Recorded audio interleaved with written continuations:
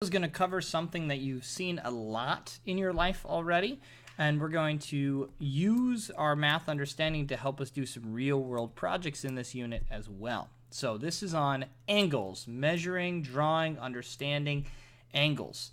And when we talk about real-world applications, one of my personal favorites is you think about sports. You know, if you're shooting a jump shot, you have to shoot it at the right angle to go in the basket. And, you know, baseball diamond, you got to think about the right angle to hit the ball so it's not a foul ball. A volleyball server has to hit at the right angle to get it over the net. So we deal with angles every day already, but now the question is, how can we get them to be a little bit more exact and use them in a math classroom? So there's some important vocabulary with angles that we need to make sure we understand before we can do some real-world problems. So the vertex is the end point where two rays meet to form an angle. So for example, in this problem right here, the vertex would be right there. On this rectangle, there's actually 4 vertex.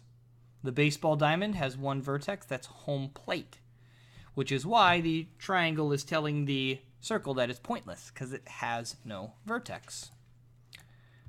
The next one is acute angle. That's any angle that's under 90 degrees. So it'd be any angle that's over 0 and under 90. Obtuse angle is an angle that is over 90 degrees. And then the one you see the most often in the real world is a right angle. It's an angle at exactly 90 degrees. Now, Mr. Schmidt, the math teacher, really likes angles because there's some really great puns that you can use with angles that are so much better than some of the other puns that I've had before. So for this video, I had 4 separate puns. They're all super good. I know that you are all laughing hysterically at how great these are. So let's use the vocabulary that we just had: acute, obtuse, right, and then adding in what we call a straight angle. A straight angle is a straight line, so this would be 180 degrees. Doesn't want to do the degree symbol. There we go. So 180 degrees on this group of angles here. So, for example, the way that an angle works is you always want to name it with, you do the angle symbol here, and then you do 3 letters, because it takes 3 letters to create an angle. So for example, I could do E, B, D, and in this case it would be E to B to D, making B the vertex. Oop, it doesn't want it right. There we go. Vertex. Okay, so in any problem you want 3 letters that name the angle, and then the middle one has to be the vertex. So for an acute angle, that'd be any angle here that is under 90 degrees. So for example, angle ABC would be one of the options in this example. There is one other option as well. Obtuse angle, very similar. We could do CBD, that's this angle right here. There is one other option for obtuse angles as well.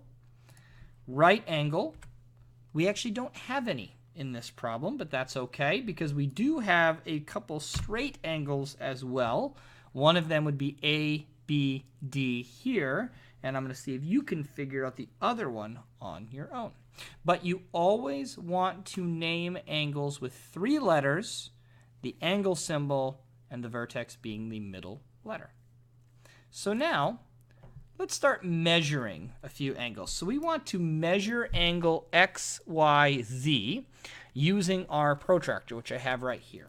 So the way that a protractor works is that you have the top numbers here that are reading from left to right, and then the bottom numbers are reading from right to left. Both are great, but you need to understand which one you're preferring to use. So if I line up right on my vertex, I see that I have angle 0 right here, and I'm going to read it all the way up until I find the other letter, which is 130. So that means if I'm writing out my answer, I would say that angle XYZ is equal to 130 degrees. So for our next problem, we have to be able to do the angle EFG, or it could be the angle GFE. It's going to be the same in either direction. We got to see what that is equal to. So if I'm doing the angle EFG, I have to line up at my vertex. So in this one, I'm going to line it up upside down. Figure out how to turn it. There we go. So here is my 0. So once again, I'm going to be reading the top.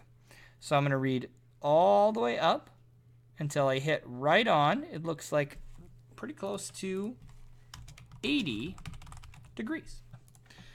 For the next problem, we have to draw and name an angle that is equal to 108 degrees. And we can use that by using our protractor. So if our protractor is right here, the first thing we have to do is we have to take one of the angles and we have to make the left side. So like, for example, here, we have to take one of the segments and go right along the 0.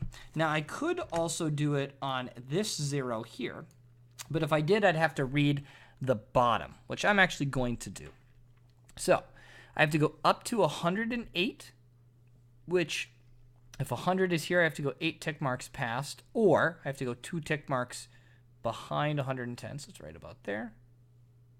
And there is my angle. Now I have to name this angle, so we're going to name it,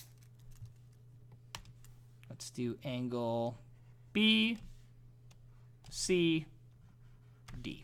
So angle BCD is equal to 108 degrees. Next one is I have to draw and name an angle that is 32 degrees. Well, last time we started from right to left, so this one we're going to start here at our 0. Whoops, I got to make a line here.